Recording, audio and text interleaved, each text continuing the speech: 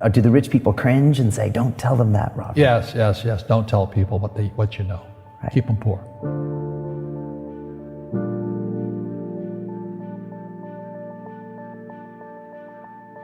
The moment I pay you, you think like an employee. The moment you accept the paycheck, your brain goes dead. That's the trap. Entrepreneurs work for free.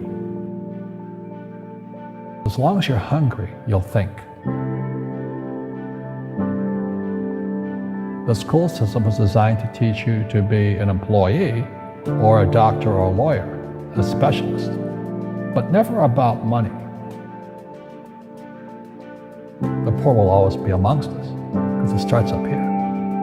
It's in their words, and the words become flesh. But when they say, I can't afford it or I can't do that, they go down. They become what they say. And I meet so many people, I can't afford it. You think I'm made of money? My PhD daddy says, what do you think I am, made of money? I can't afford that. And my rich dad would say, that's why he's poor. Poor people say, I can't afford it, I can't do that, I don't have time. Because it's an escape. It's an escape, you know what I mean? It's easy to say, I can't afford it.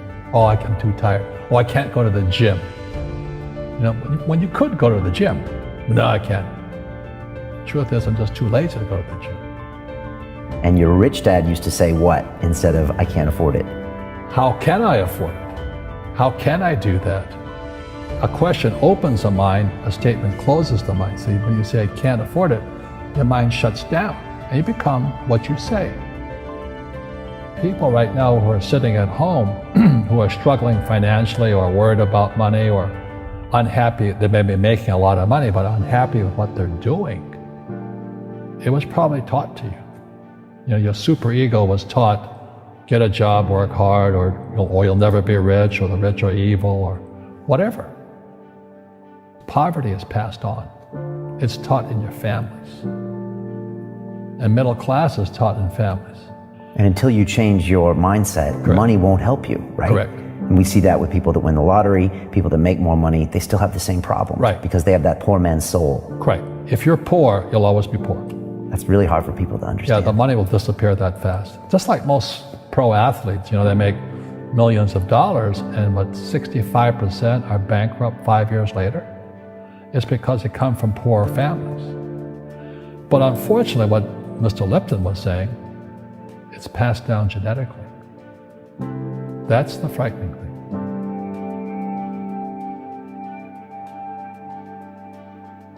If you don't want to learn it, I can't help you.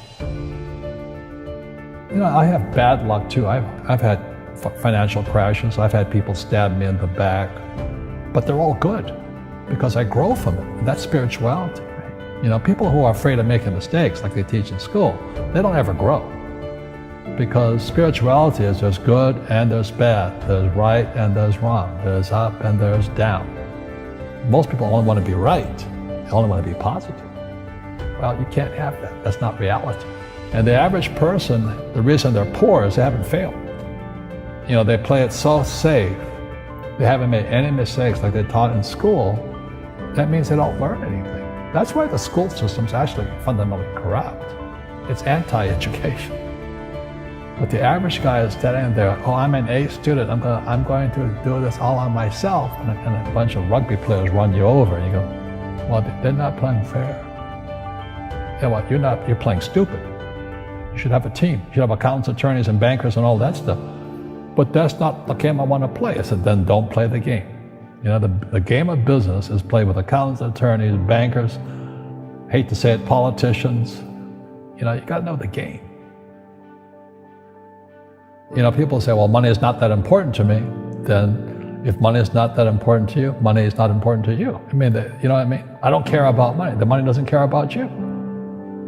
The word does become flesh. Or I'll never be rich. Or the favorite one is the rich are greedy. It's the poor that are greedy. If you think about it, because to be rich, you have to give something. I have to produce books and games, and I purchase real estate, I provide housing, provide jobs and all that. That's why I'm rich. But greedy people produce nothing. Einstein said, imagination is more important than knowledge, but knowledge empowers imagination. And what most people lack is real business knowledge, like accounting, like debt, like taxes. You gotta know that stuff, but they don't teach it in school to anybody. You see, most teachers in school, they're out of ethics. They teach subjects they themselves don't practice. Because I understood what a fake teacher is. A fake teacher is somebody who just wants a job and they'll teach anything. They teach how to shine shoes if you pay them more money. But they really don't know what they're teaching. In life, one of the things I suggest to people, you gotta find a real teacher versus a fake teacher. And a fake teacher is somebody who doesn't do what they teach. And a real teacher is doing what they teach every day. Our school systems are making our students weaker. So in school, they have these things called now trigger effects. So you can't, as a teacher, you can't say anything that might upset the student. They don't want anything that might jar their point of view. You see people say, well, why don't you give the poor money? So the only problem with that is it just creates more poor people. Give a man a fish, he fishes for the day, or eats for the day. Yeah, you give a man a fish, you get a lot of people who want more fish, But you teach them to fish. We become creatures of our own habits. And until we break the habit, we don't change. Our schools don't teach that. Our schools teach almost the exact opposite of that. And the average person, the reason they're poor is they haven't failed. They play it so safe. They haven't made any mistakes like they taught in school. That means they don't learn anything. That's why the school system's actually fundamentally corrupt. It's anti-education. So what I say to young people is you find your game.